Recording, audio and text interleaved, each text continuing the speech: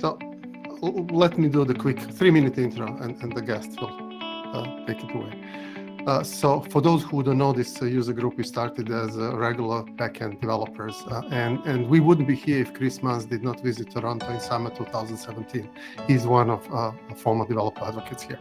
And I bookmarked this talk about 12-factor apps, and that was like a light bulb went on, and suddenly cloud was no longer somebody else's data center. And then over the years, we were kind of helping front-end developers and voice-first developers, and we meshed really well with the product falls, because serverless enabled us, like kids playing with Lego pieces, to build these models, MVPs, products faster. And when you intersect all these legs of a stool, you get in the middle agility. So we started defining serverless as the new agile and the new mindset. And so most of you had observed this disconnect between business needs and IT, and adopting serverless tech and the serverless mindset allowed us to see that way too often we became like a car mechanics keeping the car in the garage rather than focusing on driving the business forward on the road. So we learned that technology is not the point, that we are here to create the value, and the mission of this group became to reduce the bridge, the gap between business needs and IT. And we do that through different topics, talking about different serverless services or about architectural approaches. So we hope that this is not the last time for some of you coming here. We have 2 more meetups planned for this year. In February, we're going to have Leah from Google. She's going to be talking about the BigQuery serverless data warehouse and the Looker in the context of retail, how they can apply analytics.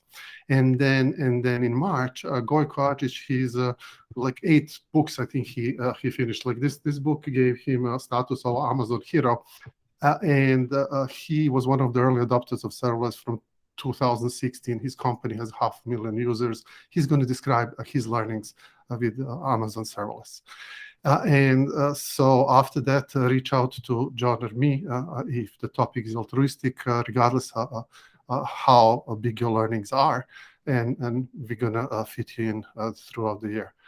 And last but not least, I want to thank Manning Publishing. They've been us knowledge sponsors for over 3 years now. At the end of every meetup, if you do this survey, bit.ly/SLSTO, you'll be eligible for the raffle to get any of their products. So thank you, Manning. And now, thank you, Talia. Thank you, Eric. Thank you, Ben. Thank you, Julian. Thank you, James, for coming. This is awesome. Feels like we're coming back home full circle from Chris Mans back to his team and your team. So please take it away. I'll stop sharing. Sure. I think Talia's just presenting the slide. There we go. Great. So thanks everybody for coming today. So we wanted to show you what's new in serverless, and we're not just looking at reInvent, because there's quite a few things that went out just before. So we're going to look at a whole range of different things that have come out recently that you might not have heard about. Now, originally I was just the only person doing this presentation, but in the last month I've taken over Chris's old role. So I'm now managing the team of this awesome team of DAs, and I wanted to introduce everybody here so that for future Toronto meetups, you can approach any of these people and they'll be happy to come out and see you, especially when we come back to doing things in person. But today we're just doing it all together. So I'll hand it around so everybody can say hello. Hello, I'm Talia. Hey there, I'm Eric Johnson. I've been here for 4 years. I'm in my 4th year, so that's really old for AWS. And I have been doing serverless since the day it came out. I'm still James Bezic. I've been here 3 years, I think, something like that. After we go 1 year in Amazon, it seems like much longer. It's probably 3. Hi everyone, I'm Ben. I'm a serverless DA based out of the London office. I was a web developer for about 15 years before joining AWS.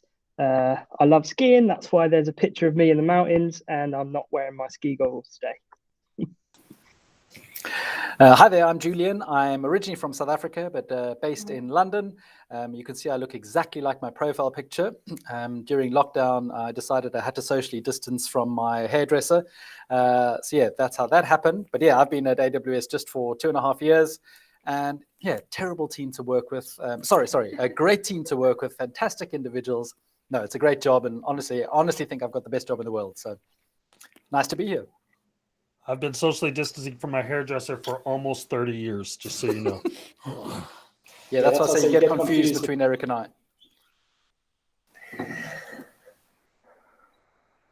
All right, so over the past year, we've announced a whole lot of stuff here at AWS, and it can be really hard to keep up with the pace and the volume of everything that's coming out. I know even myself as an AWS employee, I spend a lot of time trying to keep up with all of our releases and all of our launches. And so the reason that we do this talk is so that we can kind of get an overview of some of the things that AWS has launched. So throughout this talk, I'm going to be coming back to two themes, and you're going to see these icons on the screen. So basically, serverless development is getting easier and faster. So as we're going through the new features, look out for these icons. So if you see this icon on the left, it means that this feature makes serverless development easier. If you see this icon in the middle, it means that this feature makes serverless development easier and faster. And this icon on the right indicates that this feature makes serverless development faster. So when we're talking about serverless, I want to focus specifically on this concept of a serverless application that's centered around AWS Lambda. And for those of you who are new to this space, Lambda is a compute service where you create your application in what's called Lambda functions. We support 6 main managed runtimes, and these are runtimes that we help with the patching, updating, feeding, watering of those languages, and we release new ones periodically. Those runtimes are Node, Python, Java, C#, Go, and Ruby. We also have a concept called a runtime API, which allows you to bring any language that you want into Lambda. On either side of your Lambda function, there's 2 components. There's the event source that invokes your Lambda function, and it causes your code to execute.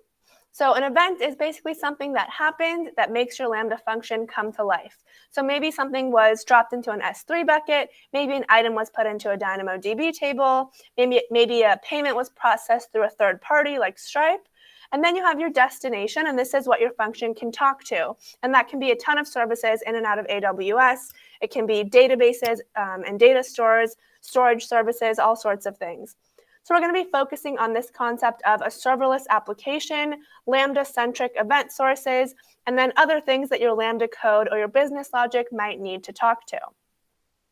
So throughout this talk, we're going to be focusing on what's new with just a couple of services. So Lambda, API Gateway, Step Functions, Event Bridge, and SAM. These are some of the most commonly used serverless services. And I don't want you all to forget that there are other serverless services that we unfortunately don't have enough time to touch on today. So there is Amazon SNS, which is a serverless pub sub service that you can use to fan out messages to subscribers. SQS, which is our serverless queuing service that's useful for decoupling and scaling microservices. AppSync is a fully managed service that makes it easier to build GraphQL APIs. S3 is an object storage service that integrates really nicely with Lambda. And DynamoDB, which is our NoSQL database, that's great for massive scale. And I'm going to pass it over to my friend Julian. Thank you, Talia. Well, we are starting with Lambda. And again, Lambda is our serverless compute service that lets you run code without provisioning or managing services. And there are literally trillions of Lambda invocations per month, and hundreds of thousands of AWS customers use Lambda. And yeah, it's a pretty large service that is used in a lot of different ways. But the first Lambda release I want to talk about is exciting Graviton 2. And Annapurna Labs is a company AWS bought who designed this new processor for the cloud called Graviton 2, which is based on the ARM chipset. So now when you run your Lambda functions, you can either use the existing x86 chipset or the ARM Graviton 2 chipset. So when could this be helpful? Well, there are certain types of Lambda functions, usually compute-intensive processing or machine learning. And in these computationally heavy cases, knowing what instruction set you're running is important because the library for those operations are designed for specific workloads. Now, in most cases, running your Lambda function with Graviton will make your workloads faster and more cost-effective. But, there are going to be some workloads where that's not the case. Now, some workloads are specifically optimized for the x86 chipset, things within the chip that will be better, and that's why using it is optional. So what we do is we recommend testing it out before switching across. And in fact, just today, I published a blog post that went all through a number of steps to help you migrate your Lambda functions across. Now, when you use Graviton 2, you can save money in two different ways. First of all, your functions can actually run more efficiently due to the Graviton 2 architecture. And this is because Graviton 2 is built for the cloud. And secondly, you can actually pay less for the time that they run. And in fact, Lambda functions powered by Graviton 2 are already designed to deliver up to 34% price performance at 20% lower cost. And here's how this works. With Lambda, you are charged based on the number of requests for your functions and the duration. And this is the time it takes for your code to execute. For functions using Graviton 2, your code can run faster, which results in 20% lower duration charges than the current pricing for x86. And so, yeah, this is one of the ways we're making serverless development faster. With a Graviton 2 release, you can target functions deployed with a container image or a zip file to run on either x86 or ARM-based processors. And if you're trying to decide whether or not to use Graviton, you can actually create two different versions of a function, one using x86 and one using Graviton. You can actually then use a tool called Lambda Power Tuning to be able to model what the costs would be and the duration would be. And then what you can do is you can find out if Graviton is going to be faster and cheaper. You can then distribute traffic to the two function versions. And what you can do is you can measure performance metrics and look at any key indicators with CloudWatch. Back to Talia. Okay, so the next feature that we're going to talk about is cross-account ECR images. So Lambda now allows you to create or update your functions with container images in a different account than that of your Lambda function. So previously, you couldn't access a container image stored in another account. What you had to do was either replicate or copy your image to an ECR repository in the same account as your Lambda function. And so customers often use different AWS accounts for different projects or for different teams across the company. So this allows them to pull images from other projects, other teams, or from other environments in those accounts. This feature is also really great for testing because it allows you to avoid the "it works on my machine" shenanigans, right? Because if you can pull the same container image and use the same data in more than one place, you're ensuring consistency between accounts and environments. It also simplifies build and deployment pipelines because previously you had to create an image in each account one by one. Now you create it in one account and you can access it from anywhere. So this simplifies CI/CD because you have one source of truth. All right, next up is event filtering. So with AWS Lambda event filtering, you can filter messages prior to the invocation of your Lambda function. So previously, your Lambda function would get invoked based on events coming in from Kinesis, DynamoDB, or SQS, and then you would filter the events in your Lambda function. So with this new feature, you can specify when you set up the event source mapping what type of event you're interested in. It could be an attribute of the event that you're interested in where you only trigger the Lambda function if this specific thing is true. And so with event filtering, you have a dramatic reduction in the number of invocations of your Lambda functions because you also don't have to add filtering capabilities in your Lambda function. Your Lambda function is just going to be used for your business logic. To set up event filtering from the console, you first choose a trigger for your Lambda function. The Lambda service will then filter the messages that it receives from the event source before batching them and sending them as the payload for the function invocation. Let's look at an example of this with a Peloton race. So let's say you have a 10-minute race, which is 600 seconds. At the end of the race, you want to know the final ranking of how you did. So you have a ton of users, and at every second of the ride, they have a ranking. And I don't care about the ranking during the ride. I only care about the final ranking.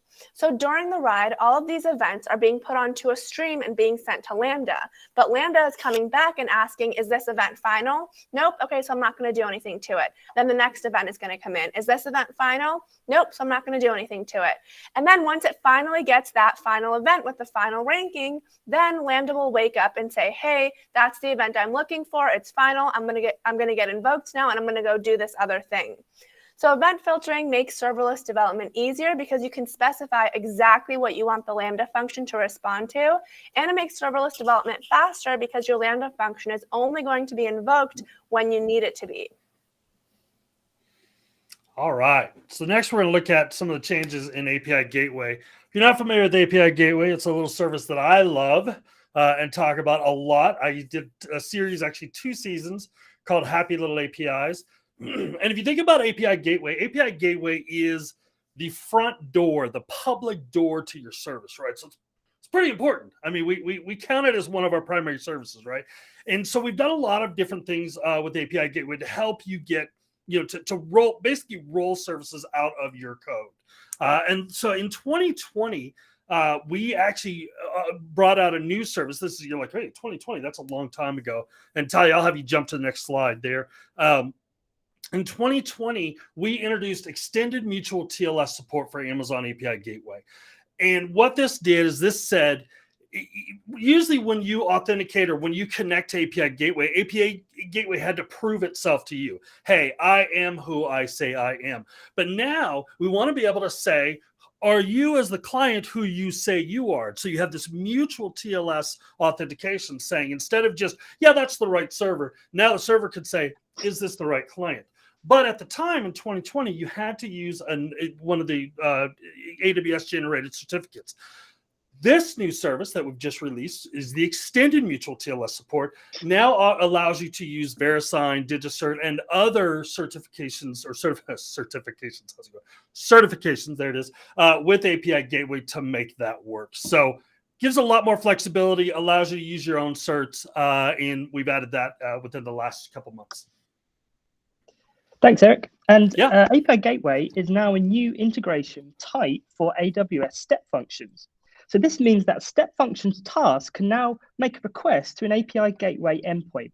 And this integration provides an additional resource type, which is shown here, and it can be used with both standard and express workflows. And it allows customers to call API Gateway using via REST APIs or HTTP APIs directly from a step functions workflow. So that means that developers can combine all the built-in error handling of step functions with the authentication and the throttling of API Gateway. And it's been a really exciting couple of months for step functions, actually. There's been some fantastic releases. So step functions is a low-code workflow service for orchestrating other AWS services together to build your serverless application as a kind of workflow.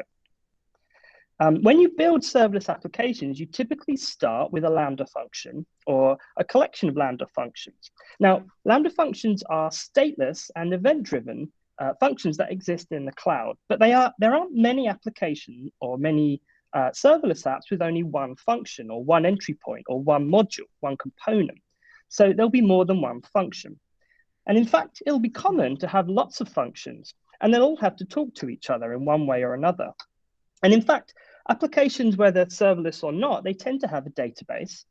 And in the cloud, you'll notice a lot of them have things like queues or other service integrations of one kind or another. Some of the Lambda functions connect to service as well, which might be on-prem. So this is more like what an actual modern serverless application might look like. One of the most exciting things I think that step functions have launched this year was the Step Functions Workflow Studio. Now, Workflow Studio is a drag and drop interface that allows you to prototype and build your workflows much faster. This is what it looks like. It's great for visualizing your workflows and for developers who are new to step functions because it reduces the time it takes you to build your first workflow. It's actually also really useful for developers who are experienced in building workflows already because they can create them much faster with this drag and drop interface. You can pick and drop your different action from the AWS services on the left here into the builder in the middle of the screen. And then you can configure them using editable forms, which you can see on the right-hand side of this screenshot. You can also export the ASL, that's the Amazon States language that defines the workflow. And then you can continue building that workflow in your local IDE or integrate them into your infrastructure as code templates. And so this release goes hand in hand with another really prominent release for step functions, which was the new SDK integration task type. Step functions added support for over 200 AWS services and over 9,000 API actions with this new integration type. So until this launch, when developers were building workflows that integrate with AWS services, they had to choose from the 46 supported service integrations that existed at the time. And if the integration wasn't available, so if that service wasn't already natively integrated with step functions, you had to use a Lambda functions to bring in your required SDK and to integrate it with the service in that way. So that's not ideal because it's adding more complexity and more cost and potentially more latency to your application. With this new task type, developers can integrate their state machines directly to pretty much any AWS service, making it much easier to orchestrate workflow development and reducing the code and complexity. So next we have a new update with AWS Batch. AWS Batch is a cloud-native batch scheduler that you can use to efficiently run batch jobs on AWS. So Batch has added console support for visualizing step functions workflows. And this is really useful because batch jobs are usually not just a single step. They're a series of coordinated steps. And so you can use step functions for managing this and orchestrating all of the different steps. You can navigate much more easily between your jobs, the workflows that they're involved with, and their workflow executions as well. And so what we've done here is to bring together two core AWS services that can help streamline the management of your business critical workflows. And it's another way that we're making serverless development easier. Next up is Amazon EventBridge. And EventBridge is a serverless event bus that really makes it easier to build event-driven applications at scale using events generated from your applications. And we did touch on events earlier, but I wanted to dive in just a little bit deeper. Now, I want to start with a very successful event-driven application. The example is this website we run. You may have heard of it, and it's named after a river in Brazil. And I'm guessing a couple of you have maybe ordered something off the site once or twice before. And of course, the main objective of this site is to get you to click on the place order button. Now, once you press that button, a bunch of things happen.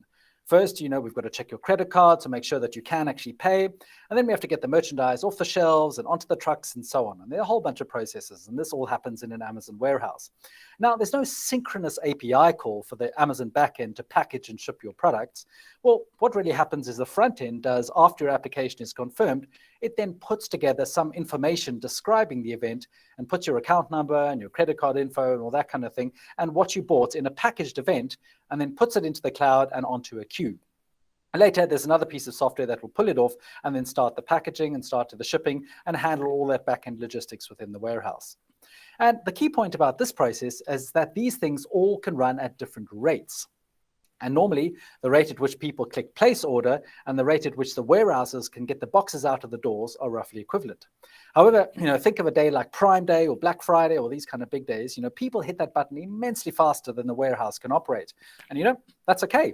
That's what Amazon is built for. And so the backend will work itself through, and this is a clear event-driven architecture. Now, event-driven architecture is a relatively new concept in the cloud, and before it was common for developers to use APIs to build their applications. And APIs are used to talk to services, and it defines how the services should exchange information. And normally when you first start building applications, you don't really think of events or event-driven architectures. Now, API thinking is synchronous thinking. You can't move until the API response comes back. It's sort of a command that you execute against the backend. So with APIs, you send the commands, do this thing. It has an intent and it's directed to a target. Here are some examples on the side. Create this account, add this product to the shopping cart, do this thing. Well, an event is something that has happened in the past. Maybe a new file has been created, maybe an exception or error has been occurred, maybe a new customer order has been created, or a new order has been inputted into the system.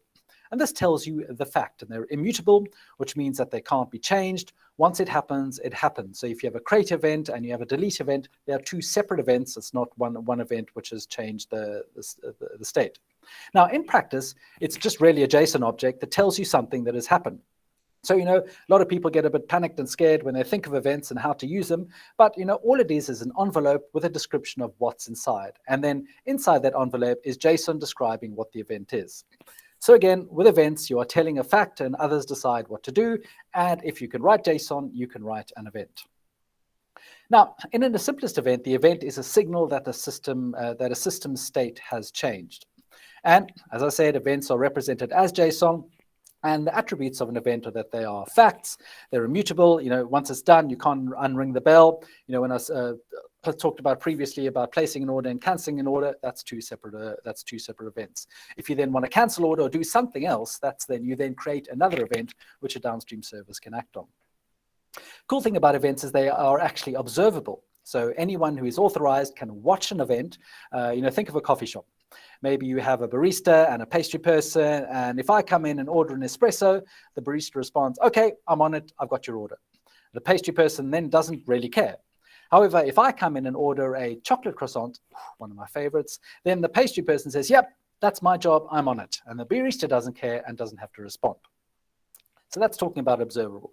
And then temporal means all events have a timestamp.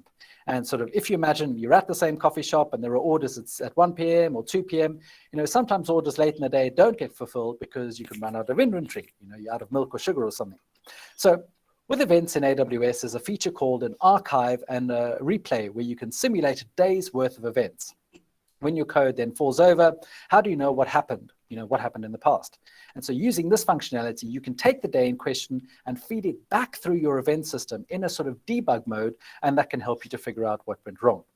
So, people ready to think about events are scary, but as I said, it's just a JSON. It's much easier to understand. Now, the next one to talk about is cross-region event routing with EventBridge. And so with EventBridge, you can now route events from any AWS region to other supported regions. And this is really helpful. And the main benefits are you can potentially centralize your AWS events into one region for auditing and monitoring purposes. You could maybe invoke asynchronous workflows in a different region, maybe from the source event. And it also allows you to replicate events to different regions to help synchronize data in across region data stores. And this makes it easier to develop multi-region workloads. And EventBridge is super powerful. And this new functionality really sort of helps to globalize EventBridge, that you can route events between not just your own applications, but also SaaS parties as well. EventBridge also now supports sharing events between event buses in the same account and region. And so, as you may know, if you've worked with EventBridge, EventBridge does offer a default bus and then custom event buses, which are available in each region. And now, previously, you couldn't go from bus to bus in the same region or account. And, this tended to lead to some sort of developers using the default bus for all events. Not necessarily a bad idea, but sometimes you could improve that. So with this new feature, you can now route events to buses in the same account and or in the same region. And this provides you with a lot more flexibility in routing events in your workloads. And this can be useful for keeping events used in similar workloads on their own buses, which helps to maybe do some security on them and also helps you to just understand where your events may be. So an example I've got here, let's say you have an enterprise company where you have 3 buses, say marketing, legal, and a developer bus. And in this case, each event may arrive on the default bus, and you could then route events from the default bus to each of those departmental buses, depending on what events they need access to. And this really makes serverless development easier because you can share events between event buses in the same account and region.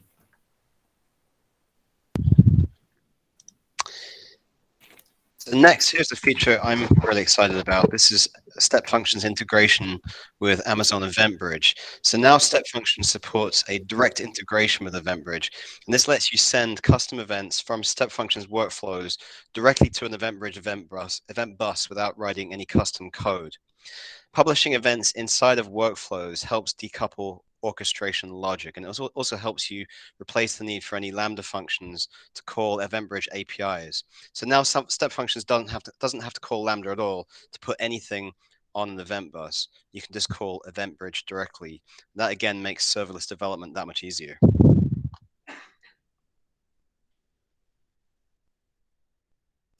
I'm muted. That was my bad.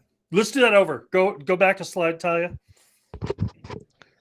All right, now go. All right, now we're going to be talking about one of my favorite features, which is AWS SAM Serverless I'm combining names. It's a Serverless Application Model, which I talk a lot about. And so we're going to talk. We're going to spend a little time here. No, that's all right. So when developers start, when you first come to service, you know what? I want to try it out. Of course, most people, they go to Lambda functions first and they say, I'm going to build it in the console. And so we go into the console, we build our pretty little Lambda that most likely will modify an image or we'll do some kind of hello world, you know, the standard hello worlds of serverless. And then we get crazy. We go, okay, now we want an event source for this. And so usually we'll go to API gateway because that's kind of our front door. Some maybe like an S3 bucket or something like that. So we build that up in the console and then we connect them and then we get it. And so we'll spend days getting our application working just like we want. We're so proud of it. We're happy about it. And then we want to take it from our development account and we want to deploy it to our production account.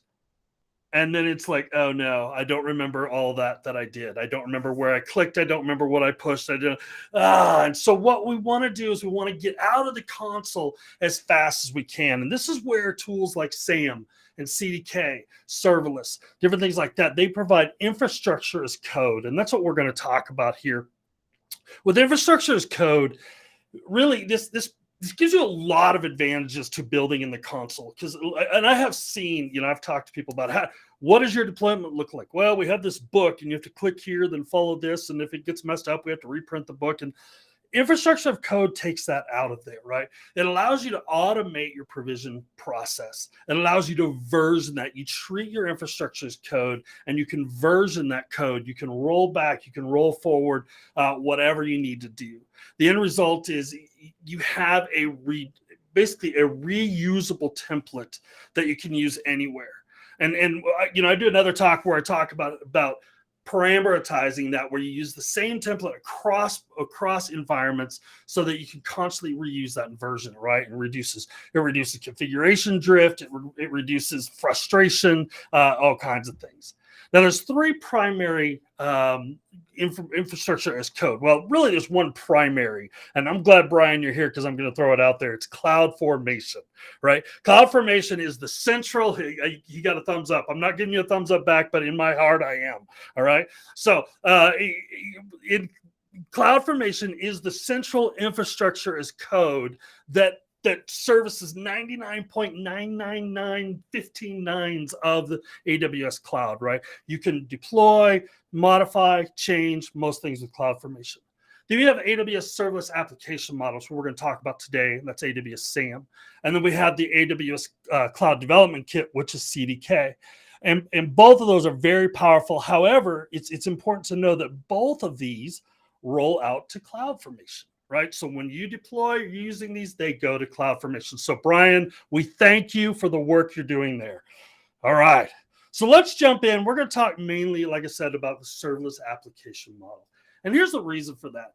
While it rolls off to CloudFormation, it is purpose-built to build serverless applications.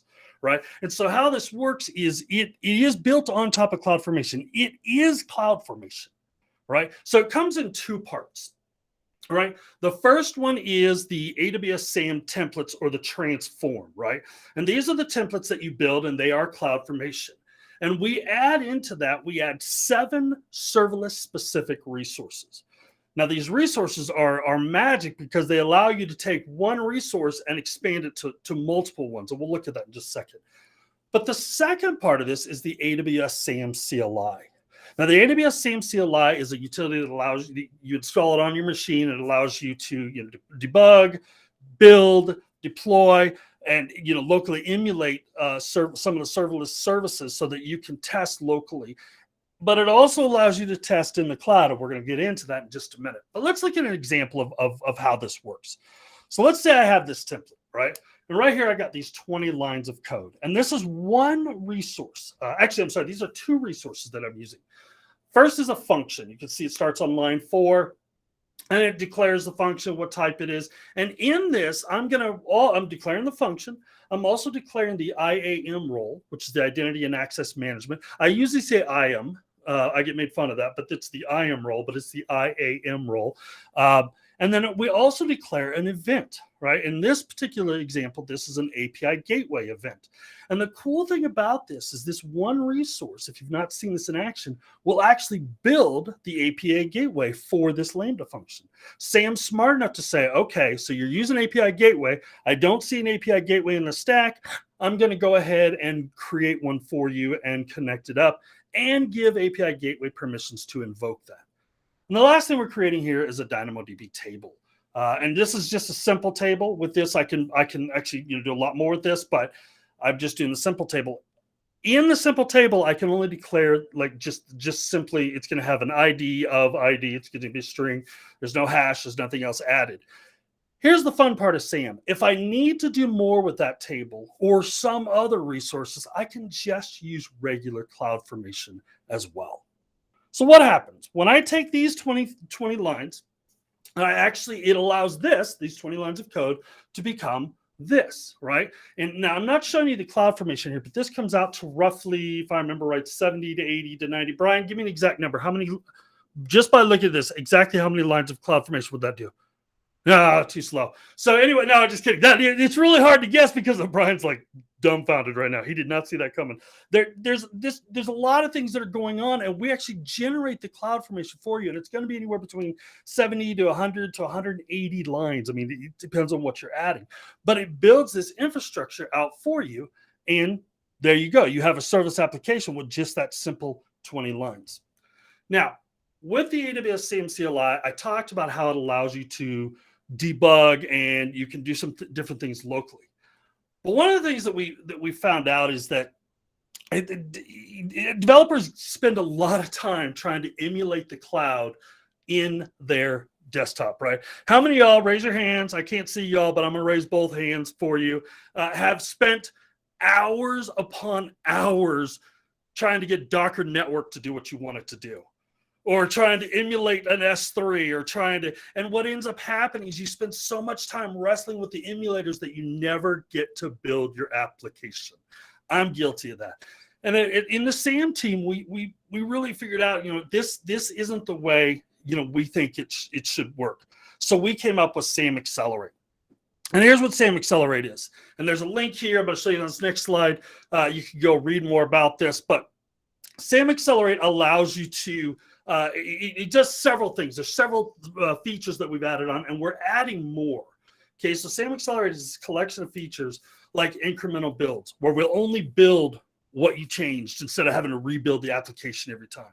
AWS SAM Sync. This is an actual tool that says instead of you trying to emulate locally, we're going to allow you to push your code to the cloud without a CloudFormation change. I love CloudFormation. I love SAM and CloudFormation, but it's not the fastest thing in the world because it's redoing all that architecture every time. Instead, what if we can get it to where your code updates to the cloud in a matter of seconds and not minutes? And that's what SAM Sync does. And then we're also going to give you aggregated feedback, right? So instead of you having to say, I'm going to go to CloudWatch logs to get this, to get my Lambda function logs, then I'm going to go over here, I'm going to get some API logs, then I'm going to get my states language, and they're all in different places. We're going to bring them all together and give them to you, give access to you in a terminal. So what does that look like?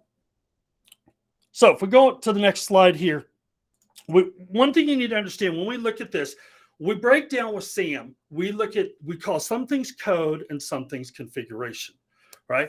Code is Lambda function code, Lambda layer code, the step functions Amazon states language, which Ben talked about earlier, and then API gateway open API. So if you declare your step functions or your API gateway in separate files as states functions or states language and open API respectively, we will update those immediately without having to do an infrastructure change as well.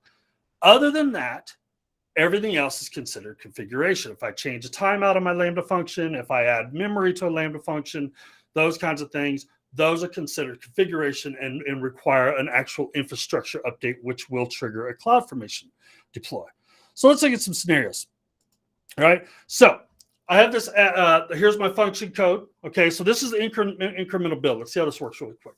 So currently, or before SAM Accelerate, when I did a build locally, it always rebuilt everything, including dependencies, right? Because it was all cached together. Now, we did cache it so we could say, nothing changed, so leave that there.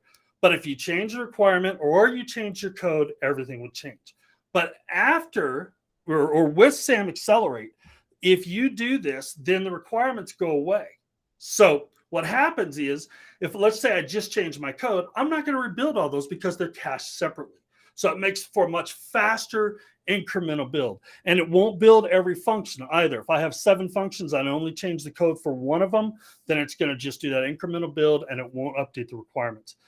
If I do change my requirements, then it's going to build both, right? Because if you change your requirements, you probably made another reference to your code. So it's going to detect that and make that change. All right. So we have a couple other scenarios to kind of walk through and kind of see how that works.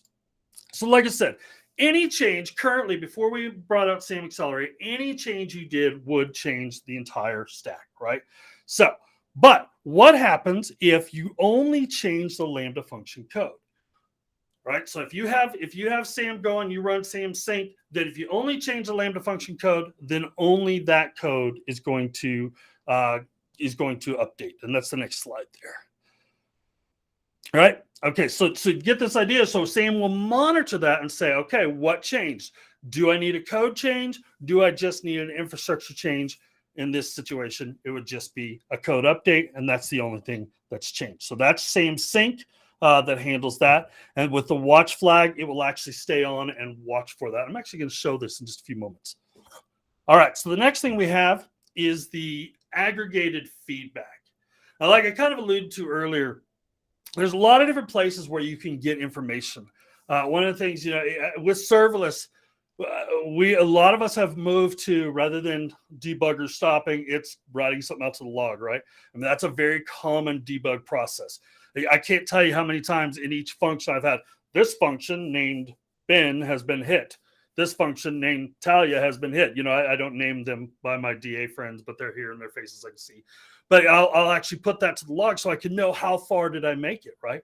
But then I have to go find that log and kind of figure that out. Now, we've had SAM log, the command SAM logs around for a little while, but it was only for Lambda functions. What it didn't collect is information about API gateway, Amazon state or step functions. And then, excuse me, it also collects X-Ray logs. So you can actually look at how you can look at a distributed system and see where I'm having latency, errors, things like that. All the information that Amazon or AWS X-Ray would give back to you. All right. So with Accelerate, how we look at this is you're going to create an application, right? You're going to start SAM sync watch, and the very first time it'll actually synchronize your code. Then you're going to test. You watch your logs, something fails, then we iterate. When we make changes to the code, SAM sync is going to be continually updating those. So what happens here is you're no longer trying to emulate a lot of code locally, but instead you are looking at doing, you're testing in the cloud against true cloud services. Additionally, with cloud security. That's one of the things that we fall down on a lot is when we test everything locally, we're all using our admin local credentials and everything works. And then you deploy it and nothing works. And so you're actually getting a true idea of how your application is going to work by this. So Daniel, do we have time, or James, can you tell me, do we have time for me to jump in and do a demo of that? All right. Okay. Okay. So what I'm going to do, Talia, is I'm going to take over sharing for a second if I could. Let me get that out of the way. All right. I'm going to try to share. We'll see how this works. That wasn't share. That was my camera. There we go. All right. So I'm going to go over here. All right. Let me know if y'all can see this. Okay. So first thing I'm going to do, let's just start with a new application just for the fun of it here. All right. So I've got this. Let me blow that up so y'all can see it. So let's say I sit down and I'm going to build my new application. All right. So it's time for me to build serverless. I'm ready. So I'm going to do a SAM init. And then I'm going to do here, and I'm just going to pick a template. And then from there, I'm going to, there we go. I'm going to stall while it clones the templates down. I'm just going to do a simple hello world. And no, I actually don't want to use the node one. I'm going to actually go Python. So I'm going to choose Python 3.9. I'm going to do zip image. And then finally, I'm just going to name this Toronto demo, or just Toronto. And then let's cd into Toronto. Okay, so here, and we can see real quick here, here's my application. It's just a simple hello world. If I do a SAM local invoke, so hopefully a lot of you have seen that. Oh, I didn't have the limit. We'll see how fast this downloads. This actually will locally invoke this if my image comes down fast enough. All right, there we go. And there we go. We have my status, hello world, all that kind of stuff. So I can use that to test locally. I can iterate, and we're leaving this in. There's still a lot of value with locally testing, right? So we're leaving this in. We're not taking this away. You can say same local start API. But as we start to build out our application, we want the ability to test in the cloud. We want to be able to do it quickly. So the first thing I'm going to do is I'm going to go ahead and do SAM sync. Let's see here. I'm going to name the stack because I don't actually have a stack out there. So I'm just going to name the stack Toronto, and then I'm going to turn on my watch flag. And the first thing it's going to do is it's going to ask me, hey, this is beta, and this will actually be coming out of beta fairly soon. So the first thing it's going to do is it's actually going to deploy this application. All right, so you think, well, this isn't very fast, Eric. It only does it the first time because right now we have no infrastructure out there. Okay, so we've got to at least deploy this very first one, and then once it deploys, and that'll take a second, it will be ready to test again. So while that's deploying, I'm actually going to pop over here real quick, and we'll open that up if I can. Okay, CD Toronto. There we go. Okay, so just to show you what we're looking at, right? So I have a template. Simply, all it is, it's a hello world. I've got a Lambda function that's Python, everything, and then and it has an event for an API. It's a very simple, very simple application. So let's see if that's deployed, and it is almost done. It's finishing up. This is always the hard part, is to do that. The other thing I'm going to do is I'm going to kick out the hello world. I'm going to kick out the API endpoint, and then in the default ones, it actually kicks out the function and the function role. So let's go here. Okay, so we're there. Okay, so it's sitting there. It says, okay, I know you've made those changes, and I've got this endpoint right here. So I'm going to go to this endpoint. So let's just let me open Chrome here real quick. Get another tab. Hang on a second. All right. So if I go to this endpoint, you can see, and I'll blow that up a little bit. You can see this is a live website, all right? So now, if I'm debugging, if I'm developing, I would usually go to my code here, and I can go over and actually, I'm going to go in, and I'm just going to flip back to my other tab, and you see it. I just want to make sure you can see. Is that big enough for everybody to read? All right, good. So I'm going to go ahead and change some code here. So let's go into Hello World. We'll go into the app, and we're going to do a couple things. Let me close this back down.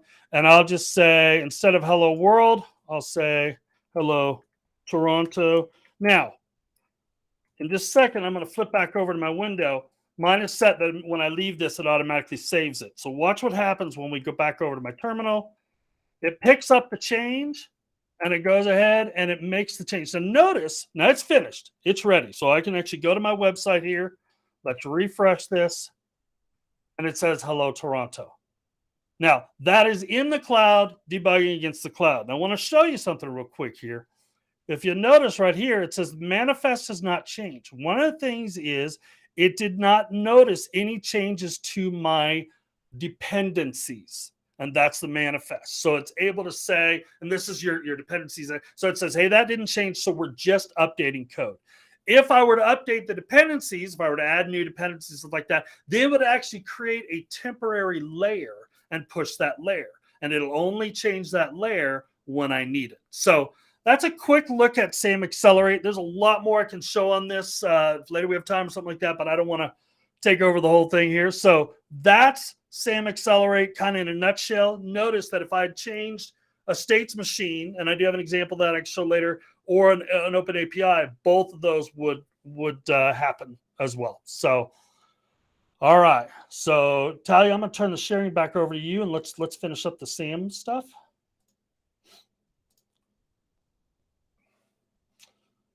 All right. I'm looking to see any kind of, yes, it is black magic going on there. All right. So the last thing I want to talk about real quick is SAM pipelines. And Ben, will you throw in the link to your SAM pipelines page that you did that has all the information?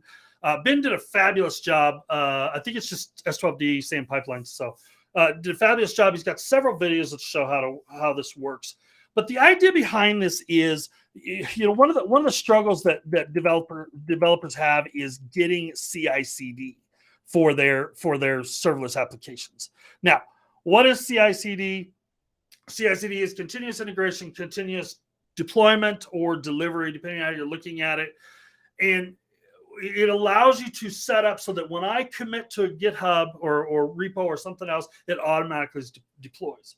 So we created a new feature in SAM called SAM pipelines, right? And it creates a deployment pipeline, but it doesn't just work with the AWS Code Pipeline Suite. It works really well with that, but it works with some other functions or third parties as well, like GitHub Actions, Jenkins CI, GitLab, or your custom pipelines. Right? It supports one of the challenges developers have is developing across accounts. So we say one of our best practices is to say, always have your environment separate. Your developers should have their own account. And I mean literal AWS account. Your staging should be in its own account. Your production should be in its own account. So it's a one-to-one comparison of environment to account. But it's hard sometimes to deploy across accounts. So this allows you to say, hey, I'm going to deploy my staging. Everything's good. Go ahead and deploy to production. You can set up multi-account, multi-stage deployments. Right? So there's a lot of power in building this out. So it comes with two commands. The first command is the SAM pipeline bootstrap. And this does all the magic of setting up the resources that you need in the different accounts. So if let's say this is my production account, this is my staging account, it sets up the credentials, it sets up the roles that can be assumed to do cross-account deployment. The second command is SAM pipelines init, and this actually initializes the CI/CD pipeline based on the third party or the pipeline you're going to use. Is it going to be code pipeline, code build, code whatever, or is it going to be Jenkins or GitHub or something like that? You can also combine those. You can do a SAM pipeline init, and then you can add a bootstrap tag, and that will actually start the process, and you walk through the whole process. All right. The last feature we have for SAM is it probably seems like the minor, but I was so excited about this one. I actually bugged the team for a year or more on this, and this is SAM delete. And what a lot of folks don't know is before SAM delete, if you wanted to delete a SAM application, you had to go to CloudFormation, find the stack, and delete it. Or you had to know the AWS CloudFormation delete stack. You had to know all the information. Now, what happens, we've created this thing called SAM delete, and SAM delete will actually take care of all the artifacts that are tied with an application. So it doesn't just take down the stack. In SAM, if you have, we auto create ECR repos for you if you're using container-based images. We create, in S3 we upload packages for you. We do a lot of stuff that creates artifacts in AWS in your account. So when you use the SAM delete functionality, it actually cleans up all these artifacts. So I heavily encourage you, especially as developers. It's kind of funny because how many stacks do you make a day? Man, I make like 30 stacks a day. When you're a developer and you're trying and you're learning, it's like, I'll just do a new stack. That's the beauty of serverless. But what happens is you've got hundreds and hundreds of stacks all set up. So with SAM delete, it'll actually go up and clean up everything kind of tied in with the application. It'll ask you, hey, do you want me to delete this? Do you want me to delete that? And then it goes through and clears those out. So with that, I'm going to turn it back over. And I think, Ben, you're jumping in here. Talk about Serverlesspresso. Yeah, actually, just before we get into that, I was going to mention with Serverlesspresso, if you didn't go to reInvent, this was something we did at this show that was completely new this year. So this is a live coffee bar that we built, and it's built in this team. So this was an idea we had just a few months back. And the idea is that a customer can order drinks directly from their cell phone, gets routed to a live barista, and you can watch the entire flow of the whole thing. So before we show you this, I can tell you that we served 2,000 drinks over 3 days using this technology. it was basically built on our office floor. We shipped to the casino and saw it live working with really no intermediate operation. It went live straight away the moment it was there. But the whole thing is really built on step functions and Event Bridge. And there are jobs opening up in the step functions team. So it's something that we've been working with a lot. It's really exciting what they've been building. I wanted to mention in this meetup right now, I'll post a link to some of the roles that are available. But if you're interested in actually building step functions in the background, definitely take a look at a couple of those roles. Yeah, thanks, James. This was probably the most fun project I've got to work on since joining AWS about 2.5 years ago. It's really in depth. It uses a lot of the new releases that we've spoken about in this short deck here. Relies heavily on step functions, like James said. SAM Accelerate was a really big part of being able to build this and test it really quickly as well. And the most fun part of it was seeing this work in production at reInvent. So we saw about 700 people every day order a coffee using this application, and all without us having to touch anything in the back end. We just got to watch it run.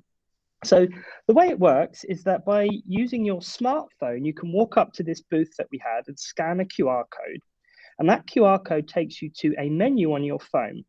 From that menu, you can then choose a drink and customize it however you like, and then receive a confirmation to your phone once your coffee has been completed. And as I say, the entire backend application runs on serverless technologies. Now, there's actually 3 front-end applications which help make this work, right? The first is the ordering app, which is the one that the customer uses on their own smartphone to place the order. The other is the display app, and that shows you the queue of drinks that are currently in the system and the QR code that you need to scan. And then the third is an application that the baristas use in order to tap the various orders across the process that their drink is in, be it being made or ready for pickup. Now, there's an access layer to this, which uses API Gateway, and that's used to allow customers to place orders into the system via the front-end application. Each microservice then communicates with each other via events using a serverless custom event bus. And every single coffee order actually has its own journey from the start all the way to completion along a step functions workflow. So we're using that workflow to orchestrate a number of different services: DynamoDB, Lambda, Event Bridge, IoT Core, from start to completion. And then finally, since this whole application is run by events, so it's asynchronous and decoupled, we have to give the status updates back to those front-end applications to allow the customer to know that their drink is ready, right? And we do this by sending a message via IoT Core to the front-end customer application. And that enables us to fan out messages to various front-end applications in near real time. Go ahead, Talia. All right, so something else that this team launched this year is the Serverless Patterns collection. So the Patterns collection is a repository of serverless examples that demonstrate integrating 2 or more AWS services. So each pattern is going to use either SAM or CDK, and the patterns, all they do is they simplify the creation and configuration of your serverless application.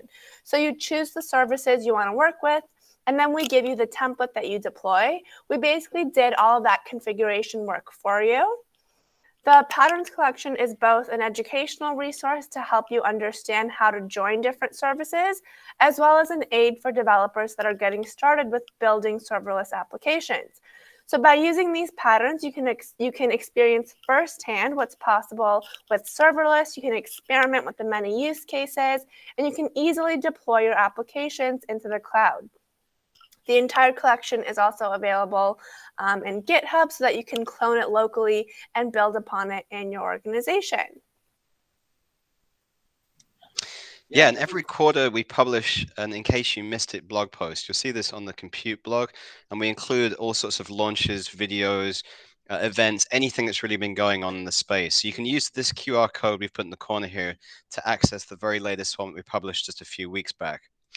And then if you're not able to get enough of serverless and you want to get even more great examples and videos and blog posts and everything else, there is, of course, Serverless Land. So that's where we put all of our information. If you go there anytime, we'll keep that completely up to date. And that's where everything from AWS Serverless lives. And if you have any ideas of what you'd like to see on Serverless Land that's not already there, just let me know, because we're always building things out. So that's a very brief summary of what you've missed in serverless over the last couple of months. There's been a lot going on. There's certainly a lot more in the pipe coming up, but we'll be happy to sit here for as long as you like and answer any questions that you may have. Thank you. Thank you, everyone. So you were monitoring the chat so far. If you can highlight the most important questions for the people who were listening, not paying attention to the chat. Plus, it will not be in the recording, so if you can take care of those. Sure. We'll just scroll back up to the top, and I'll tell you, I'll read the key ones to the team, and then that might be the easiest way to do it.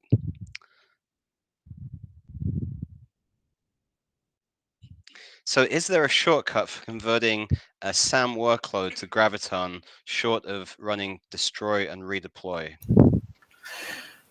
Yes, hi, I'll pick this one up. For a SAM workload, there isn't, because whenever you change the configuration of a Lambda function, it is a destroy and deploy. But if you're using SAM, that's not necessarily a problem, because as you update your Lambda function, obviously you're going to want to test your Lambda function that actually works with Graviton. This isn't like your world's most important Lambda function that you're just going to do on the fly. So caveat with that, please.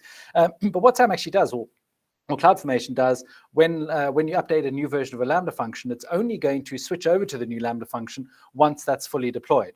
So doing a destroy and recreate is going to remap maybe an API gateway connection, or anything like that a CloudFormation resource name is going to change and should be transparent.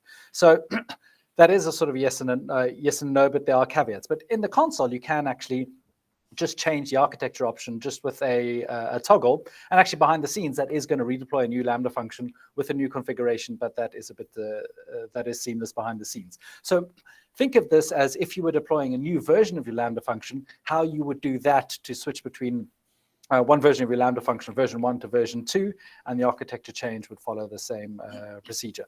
Now, all of this predicates the fact that you still need to ensure that whatever code is running in your Lambda function is ARM compatible.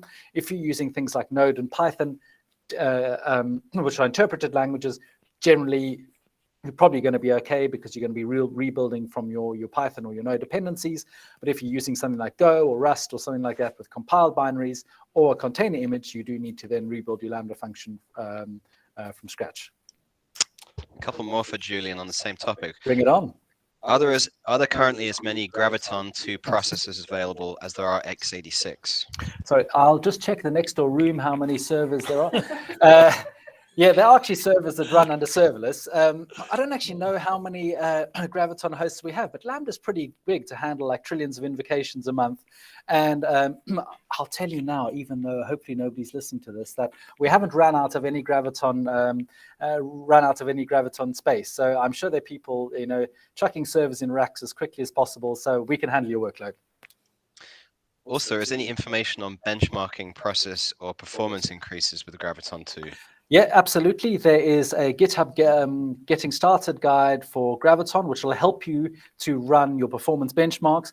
But the thing is, you're going to need to run it on your own workloads. There isn't a magic fix-all of do this, and generally these workloads are going to be better, because this is code that targets the processor specifically. It's very much going to be workload dependent. But the cool news is it's actually very easy to compare two Lambda functions and look at their performance. And there's an open source tool called AWS Lambda Power Tuning, and this allows you to run Lambda functions with varying memory sizes. Funny enough, actually uses step functions under the hood, and will spit out a pretty graph at the end which shows you all the invocation times. You run that for your x86, you run that for ARM, and you can look then at the workloads. If some workload isn't going to be more efficient, then yeah, don't use Graviton. But even if it is the same, it's going to be 20% cheaper, because Graviton, the cost for Graviton compute is going to be 20% less. And so yeah, even if it's the same, you're going to save money with Graviton. And if it's going to be faster, that's even going to be better. And the cool thing is if it's better enough, you may be able to reduce the memory of your Lambda function, which is even going to save you more money. This next one is for Eric. Eric, where is the squirrel costume? I'll be right back. Well, I guess we'll start. Is upstairs in the closet against my wife's better wishes. So excellent, excellent. So one question for you, Eric. So what's the difference between SAM and serverless framework? Spelling is one. So SAM and serverless framework. So they are two frameworks that are engaged to do the same thing, right? Both of them are looking to deploy. They're specifically serverless, and they're looking to deploy serverless applications. They have different approaches. SAM, especially with our SAM Accelerate push, we really push for testing in the cloud. Serverless framework has done some plugins where you can do some local things, and they've done a great job of doing that. But as far as their baseline purpose, they do the same things from slightly different approach. SAM is also AWS. We build SAM, so it's an AWS product. Serverless, however, has been around forever, and they do a great job. They are a partner of ours. Great. One question about the role I posted. Somebody asked if there are any entry-level positions. And so I just wanted to mention, yeah, there are many, many positions at every level in Amazon. So if you're really interested in working at AWS, have a look on the Amazon jobs site, the link I posted. If you find any roles you're interested in, the best thing to do is ping one of us in this team and we can find out more for you. But there are many, many roles here. So definitely there's a job for everyone somewhere in AWS. We've got lots to do, so we'll keep you busy. The video, I believe, will be released on YouTube. Is that right, Daniel? Yes, give me a week or two. And I think I got all of those questions. Yeah. That is awesome. So you can throw in your questions live, folks. Don't be shy. Until they're getting carried. So each of you gave a talk at reInvent. Maybe you can tell your perspective, like from your point of view. So this topic was covered by Talia, if I remember. But Julian, you had one on what was it? Let me see. Best practices for advanced serverless developers. What would you highlight? Yeah, so I did a talk on best practices of advanced serverless developers, and this was a talk on not just for advanced developers, but basically taking the learnings of advanced developers and giving you some sort of tips and tricks on how to build your serverless applications. So I broke it down into a couple of sections, and I'm on the spot and I'm going to have to try and remember them all. The first one, it was sort of understanding and talking about the power of events. So how events can flow through your applications and how to think about events and some sort of tips and tricks on what information to put in your event. I spent a good amount of time looking at Lambda specifically. So looking at things like concurrency and looking, I spoke a bit about Graviton 2 and how you can use memory as the power lever for your Lambda function. So more memory equals also equals more CPU and more network throughput. Yeah, and a whole bunch of just how Lambda works under the scenes so you can understand how best to use Lambda. A big section I also spoke about what I call full serverless. And so this is, instead of using a Lambda function, using direct service integrations.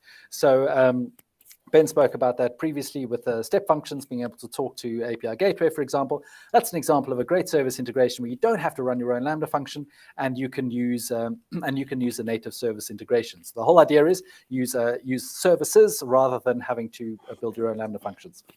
Then spoke about infrastructure as code. So I took along the tack of the sort of superpowers of infrastructure as code, that it enables a whole bunch of different things. So repeatable deployments to multiple accounts, something that Eric talked about, having all these different staging, dev, prod, different developer accounts, being able to streamline your pipelines. And instead of having one massive, huge pipeline, you could have literally a different pipeline that could roll out for every commit or every feature. Very easy to do with infrastructure as code. And then also spoke about SAM Accelerate and SAM pipelines, which is really good. I touched on a bit of observability. Obviously, as we're building these more distributed applications, observability becomes super important. You've got to track what's going on with these various kind of things. So that was X-Ray, and it was CloudWatch and Lambda Insights, which is super cool for querying across multiple logs. Lambda Power Tools. So if you're using Java and Python and Node under Beta, Power Tools is a really good, useful way that you can add a lot of utilities, particularly for observability, to your Lambda functions. There was another section, I'm sure, and I knew I wasn't going to remember, but basically, I went super quickly, tried to cram as much information as I could in. What I tried to do is also give a whole lot of jumping off points. So there were links and QR codes within the presentation to other parts so you can dive deeper to get even more information. I was watching your talk today. I was thinking, gee, I should cancel my March topic because it's going to be I'd be happy to. I'm kidding. No, but we have Goiko coming in March talking about his experience about tuning. And then Ben, you also had a talk. I didn't have the chance to watch it. Can you summarize the highlights of that? Sure. My talk was best practices for building interactive Lambda applications. So similar talks in the past have been about how to use things like provision concurrency, how to organize your Lambda function so that it runs more quickly. Whereas I went down a different route with this talk, actually, talking about the difference between synchronous and asynchronous, how to invoke your Lambda functions asynchronously, why that might be beneficial, how to think about receiving information back to a front-end application when you invoke Lambda asynchronously, and about how to use things like step functions and event bridge, a little bit based on the Serverlesspresso use case there, how to use that to build an interactive kind of web application with Lambda with an asynchronous backend. Very cool. And Eric, you gave a talk as well. Was it similar? I didn't watch. I did, yeah. So I did several talks. I did one on SAM Accelerate. We walked through a much more in-depth demo.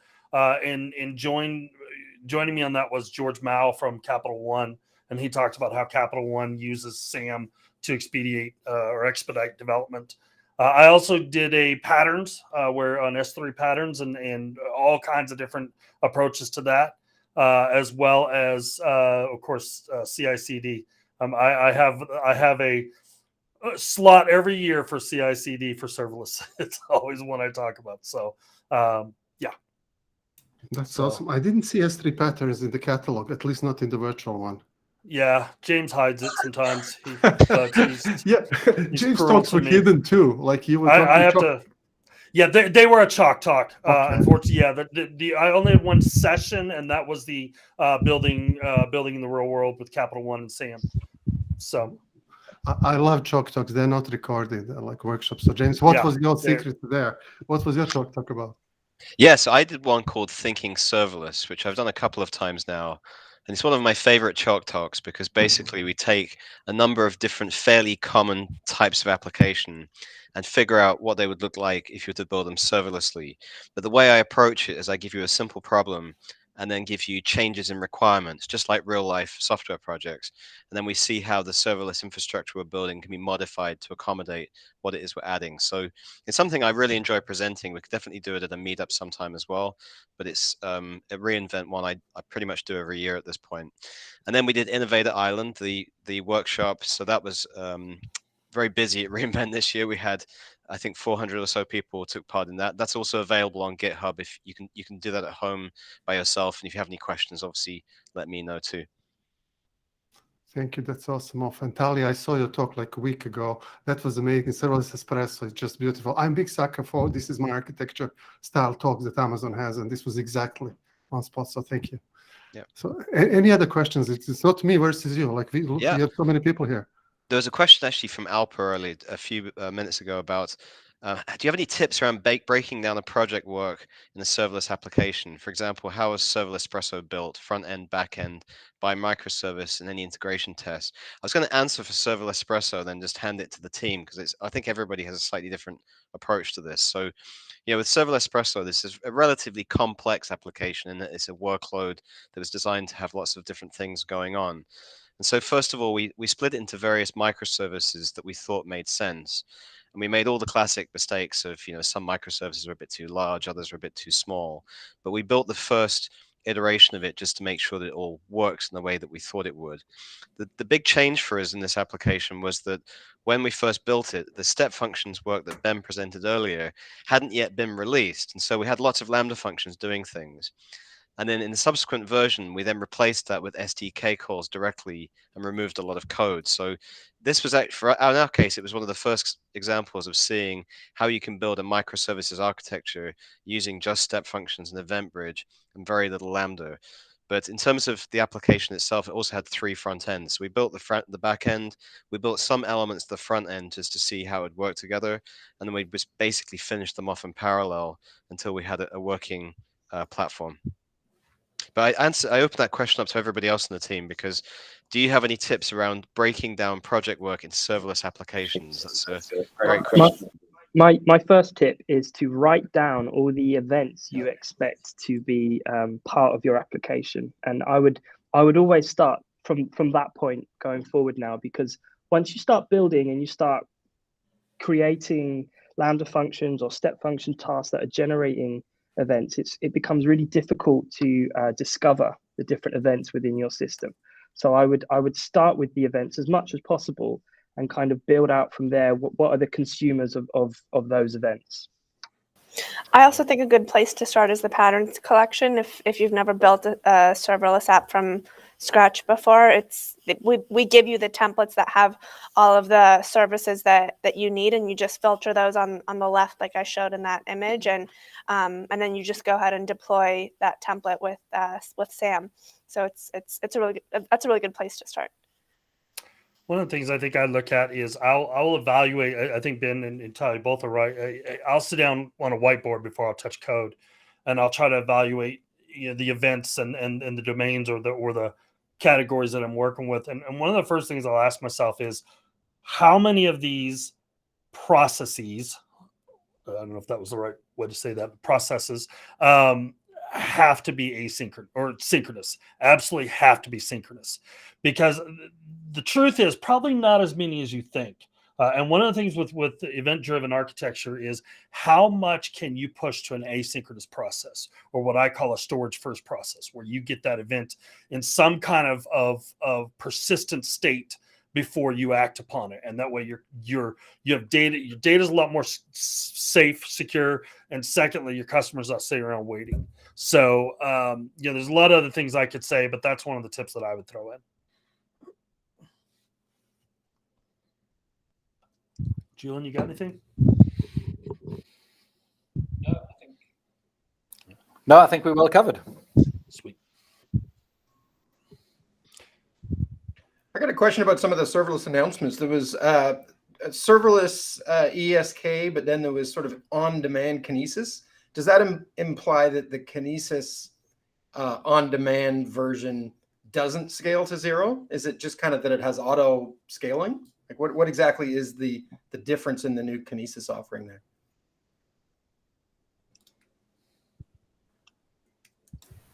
Yeah, I think I'm just trying to not get confused with because I think that is the case, that Kinesis basically has to maintain a shard, a single stream, and so I don't think it can be completely turned off in a way. So there has to be at least a single stream available to put stuff on. So I think that's why it's more automatic scaling up and down. I think there are some caveats in terms of time, but before with Kinesis, you could double the stream double the throughput every certain number of hours or something. I can't picture it off the top of my head. And then also when you wanted to reduce it, it would take some time.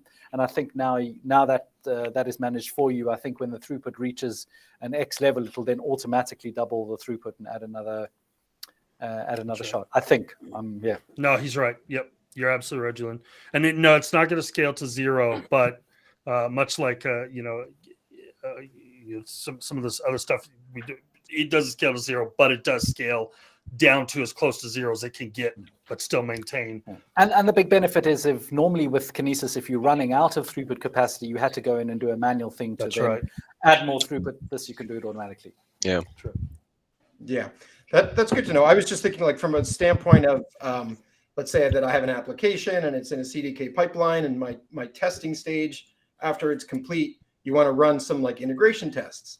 And after you've finished with that, you don't need the Kinesis to be really running at all anymore, because this is my testing phase. And once I hit the button to go to prod, then that's a whole other story. But so I guess if I wanted to automate that and it doesn't scale to 0, I guess what I could do is just sort of have a post script which goes and tears it down or sleeps it or whatever. Okay. Yeah. Sam delete. Yeah.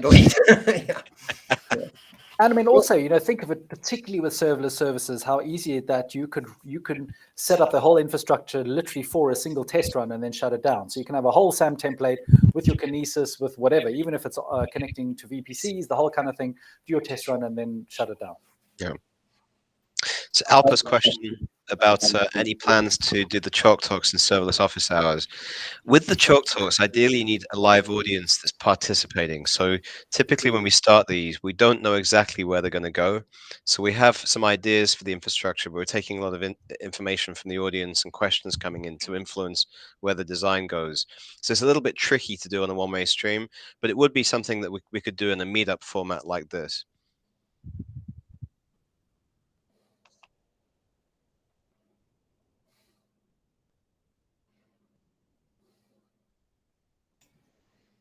Anybody else? Yeah, we're going to do that, Mark. Eric, like going back, I learned so much from you about API gateway, even migration was. Like, I know it's not related to this topic, but people are moving APIs to the cloud. Yeah. And in one of your Twitch streams, you had great patterns about kind of wrapping up legacy APIs and then peeling them all one by one. Can you kind of just enlighten the crowd? Sure. It's pity that got buried somewhere on Twitch.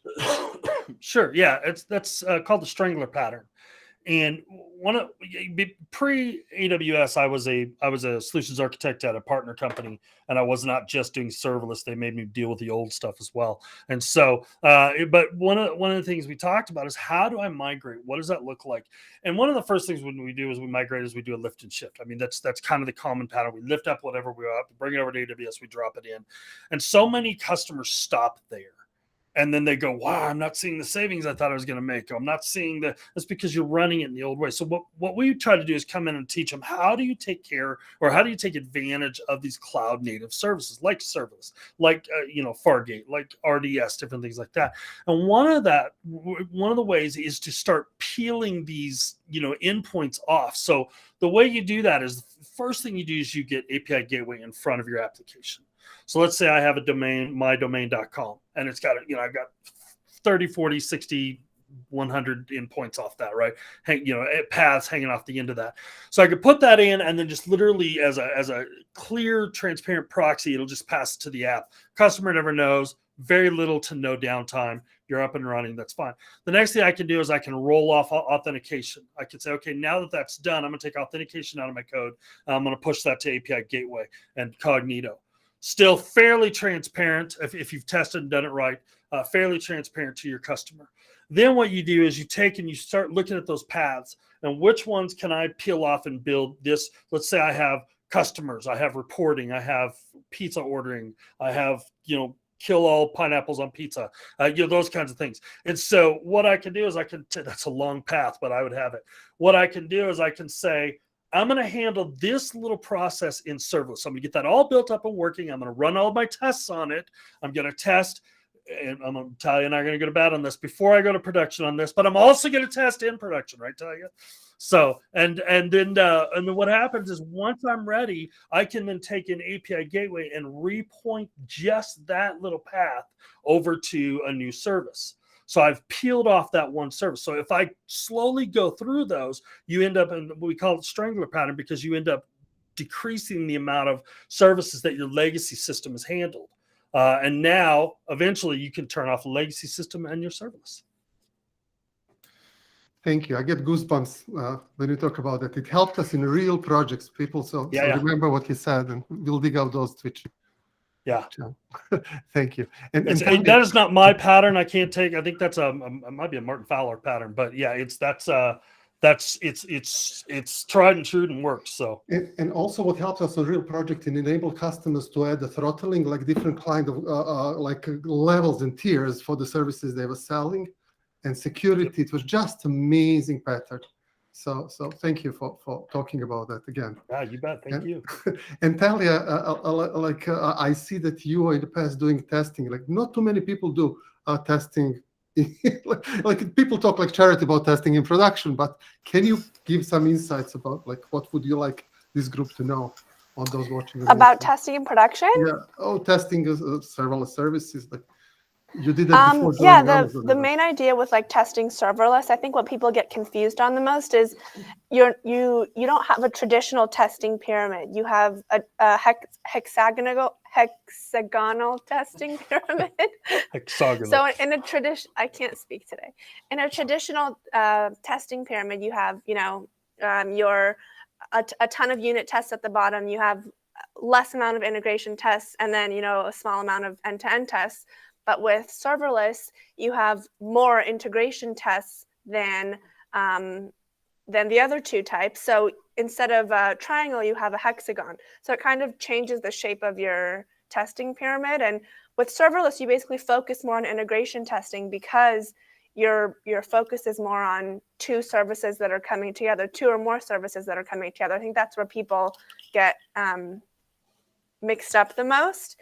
And then in terms of like testing environments, you can ask anyone. I really am not a fan of staging environments, test environments. Like, I think if you want to know if something works in production, test it in production. Make sure you do it safely with feature flags. But there's only one way of knowing that something works in production, and that's if you test it in production.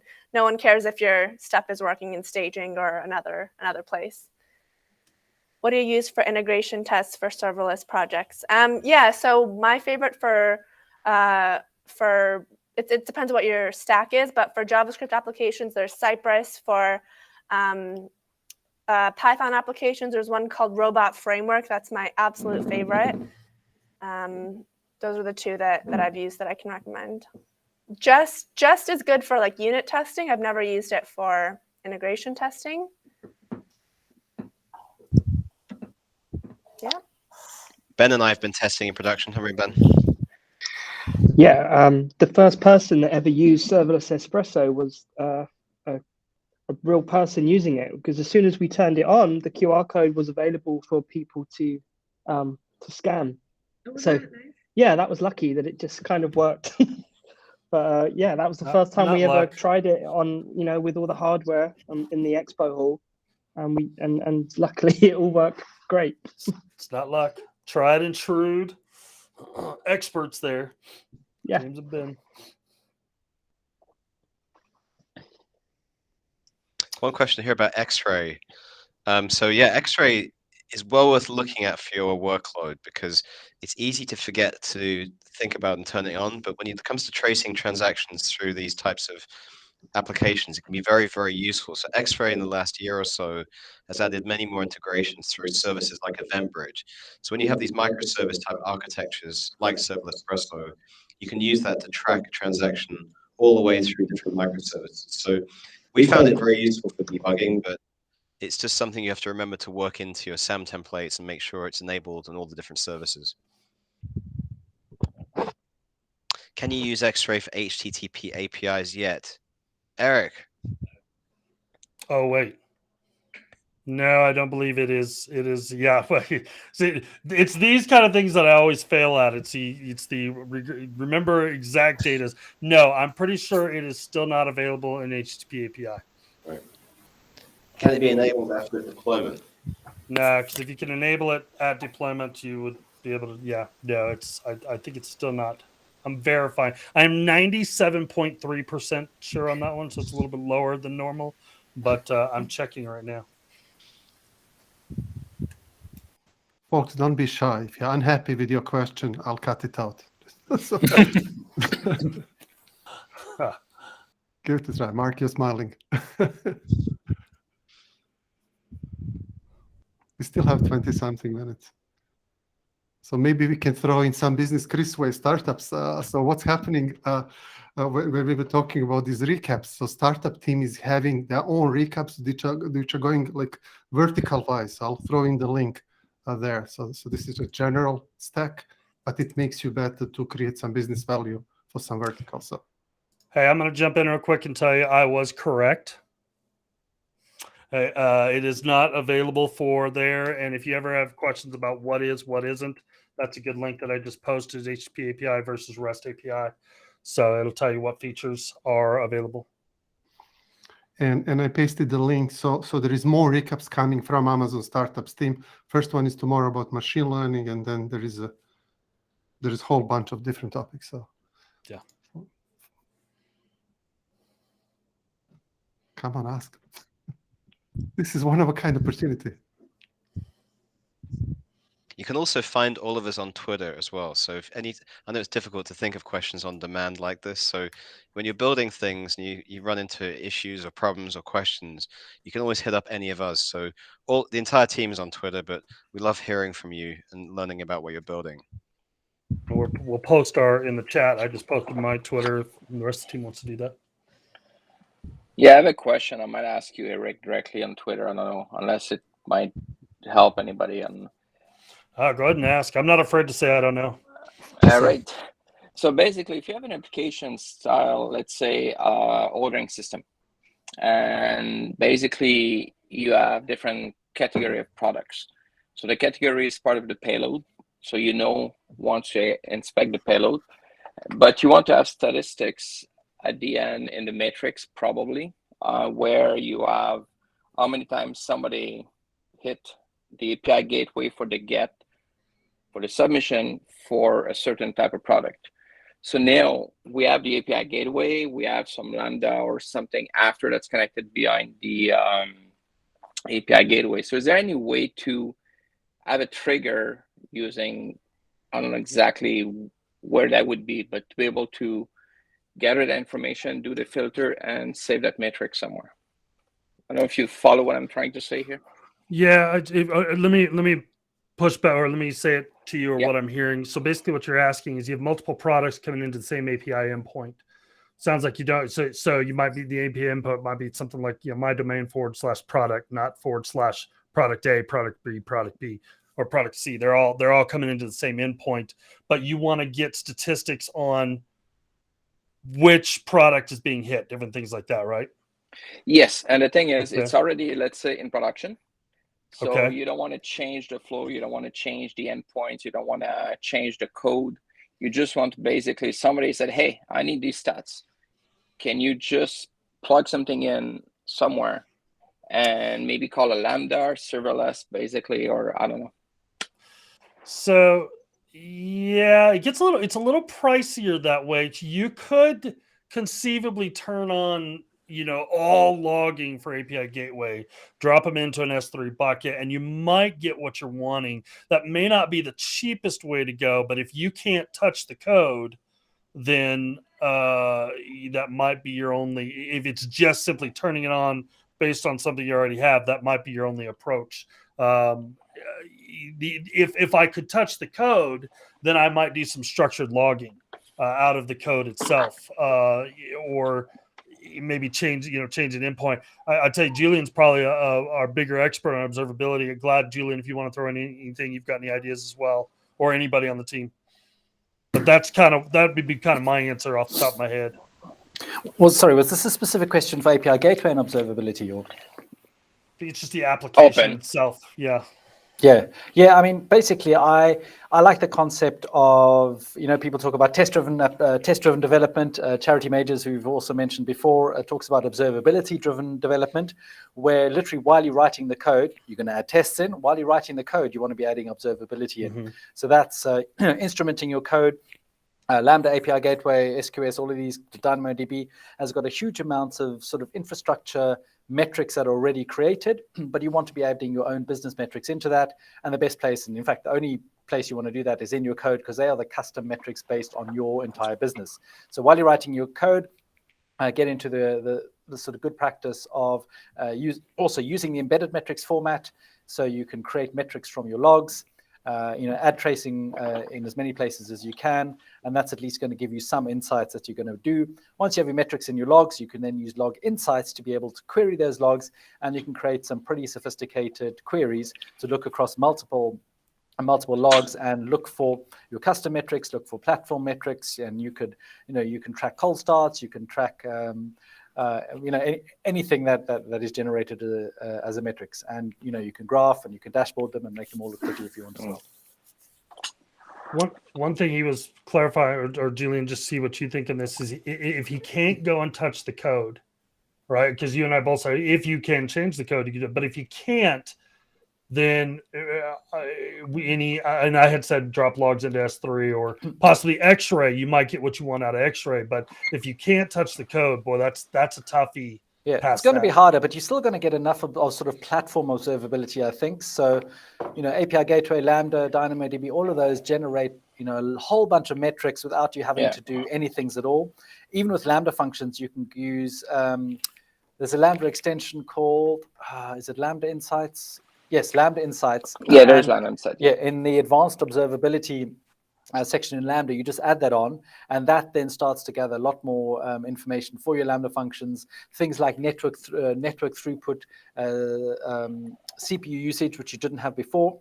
So yeah, out of the box, all of these serverless services are going to give you a whole bunch of stuff. And yeah, if you're going to need to add your own business and application stuff, yeah, that's touching the code. But yeah, look at the metrics and logs you've got already. Yeah, right now that's what they were looking at, using OpenSearch to do that. So that's why I was trying to find kind of a different way, because having OpenSearch, the domain, creating the domain, everything, it becomes quite pricey. I mean, yeah. Well, there's also, if you look at Lambda extensions as well, what you can do is you can get the logs from Lambda via an extension without touching your code and send it to something like OpenSearch or Elasticache or directly to S3. And so in a way, for something particularly like API Gateway, which can be very chatty on the logs and the price can go up, you can basically stop logging to CloudWatch and send it directly somewhere else. Yeah. All right. Thanks.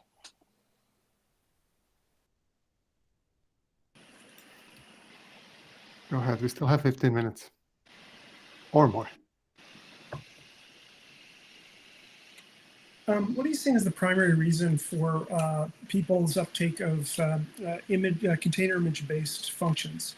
Is it because people are more comfortable with the container paradigm, or is it because they're trying to transition something they already have? Like, are you getting people who are greenfielding into container images?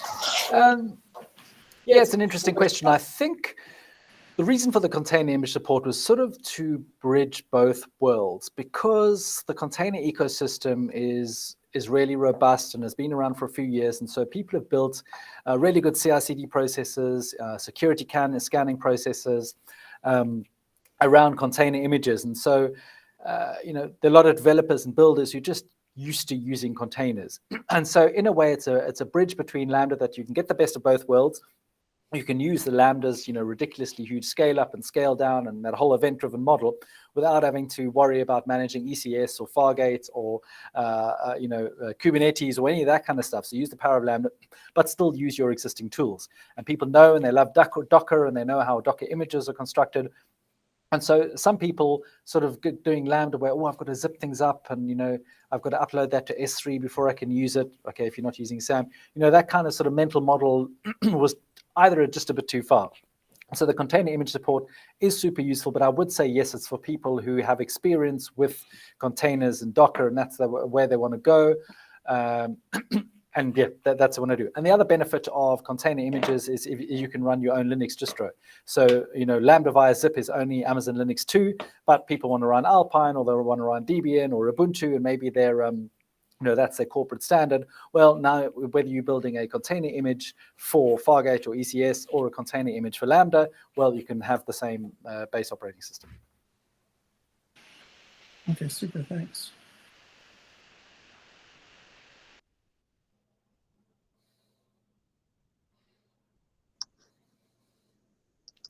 Whoever didn't do the survey, you still have a couple of minutes. One more question about Lambda versus Fargate. When to use which would be, in general, not very specific, but in general, is there like rule of thumb when to use which one? Well, Eric, you got better thumbs than me. You can answer. That is true. It's phantom thumbs, but. It's funny. This is something that I've been talking about I've been kind of looking at recently. I guess my advice would be always serverless first, and then when you run into and this is the question you're asking, what issues do you run into that it's time to look at containers? And it's things like obviously the obvious. I need a function that is synchronous, that has to run longer than 15 minutes, right? I mean, that's one we call out 50 because the Lambda is not going to run longer than 15 minutes. Also, things that you need absolutely no latency whatsoever. I mean, just extremely highly sensitive applications that even with reserved concurrency, you want to even less than latency. That would be something to look at, like a Fargate or something like that. If you need GPU, some others. So those are kind of things that we look at. It's I told you I've been having this conversation with my team and kind of tossing around, because one of the things we see in culture is it's almost like an Apple PC thing. It's a cultural thing. Well, I'm containers. I do nothing but containers. And I'm serverless, and I do nothing but serverless. But the real value, the real truth is you want to use what makes the most sense for what you're doing. And when you're building out, I just did a prototype, and I'm going to share the stack at some point. I built out a stack that's predominantly serverless. It's got several Lambda functions handling things, but for one thing, it made more sense to do Fargate. So I'm actually spinning up an app runner instance, and it's all behind the same API gateway. And so here it is. 75% of or it's 33%. How you doing, math? My thumbs to do math here. 66.6% of my application is on serverless or Lambda functions, and the other 33 is on Fargate. Right tool for the right job. Again, even our some of the container DAs would tell you, start with serverless. It makes the most sense, right? You start with serverless. That has the least knobs and levers you have to adjust, but containers make sense. Sometimes that makes sense as well, and if that's the case, embrace it. Yeah, I would just quickly add to that. Try Lambda first until you're going to bump up. Well, part of the answer is try Lambda first until you're going to bump up against the things that Eric mentioned. 15 minutes, more than 6 virtual CPUs, more than 10 gig of RAM, need a GPU. Okay, Fargate, I'm not sure if that has GPUs, but other hardware kind of things. If you're not going to bump up against those limits, Lambda's your first port of call. The second is the sort of philosophy and whole thing about Lambda is event-driven applications. Yeah. Fargate, often people are talking about ports and sockets, where you're basically going to be hitting something to a port behind a load balancer, and you may have container sidecars and all that kind of thing.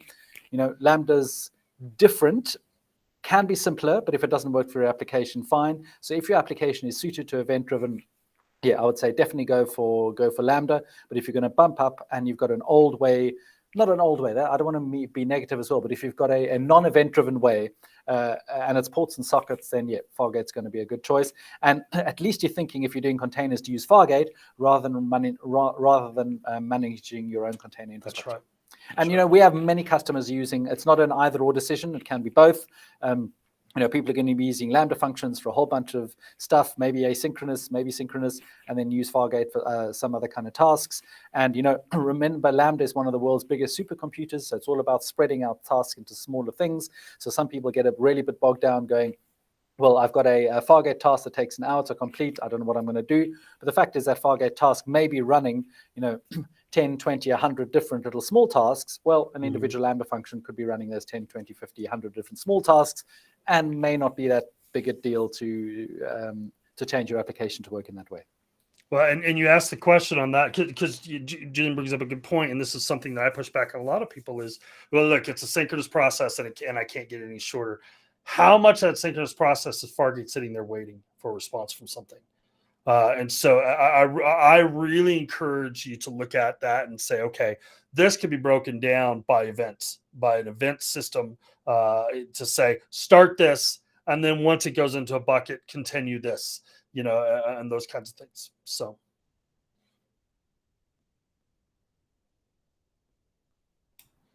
This is great. A couple more minutes. Any other questions?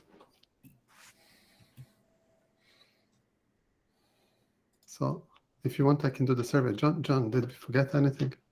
I'm not sure. I don't think there's any more questions that we can hear. We can maybe do the draw in case some people are waiting to drop off, and then we'll see if any more questions come up.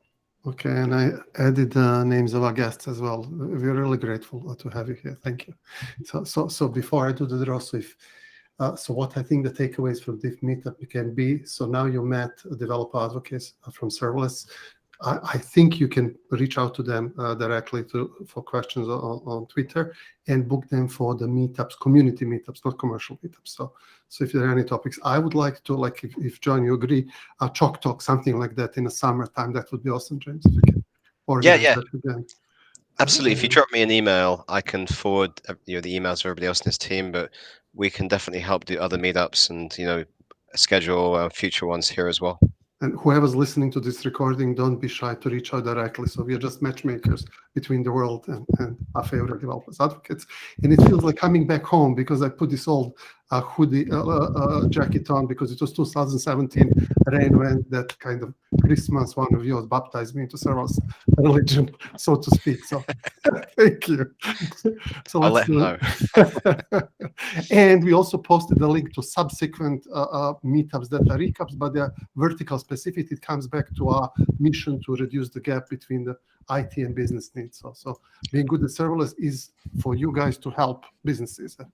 So not you, I mean the guests, members in the group. So John, anything else? Well, no, I don't think so. I think we've had an excellent session here. Lots of information, lots of links to go away and find out more information on.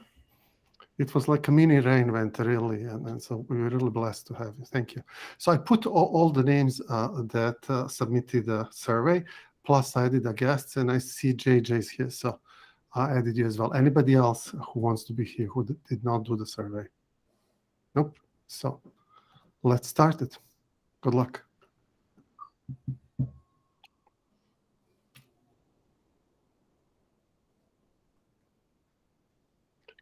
Matt, are you with us? If you are not here, we will do the spinning wheel again. Matt, post your email in the chat. Matt, are you here? Yep. You are? Yeah, he's saying he's there in the chat. Perfect. So post your email here so I can reach you. So you have until the next meetup, which is on February 6th, to choose any of the mining products, whatever that is. And then I'll connect you with mining people to drop it as if you purchased it. So that's all from me. Any other closing thoughts? Anybody? Eric, have you got wind of whether there's going to be a CDK Day 2022 yet? Man, I hope so. No, Matt hasn't told me of one. I'm sure there will be. So, they might let me come again. I don't know. I'll probably have to wear the squirrel or the otter costume. We'll see. We're looking forward to it. Yeah. Those are really fun.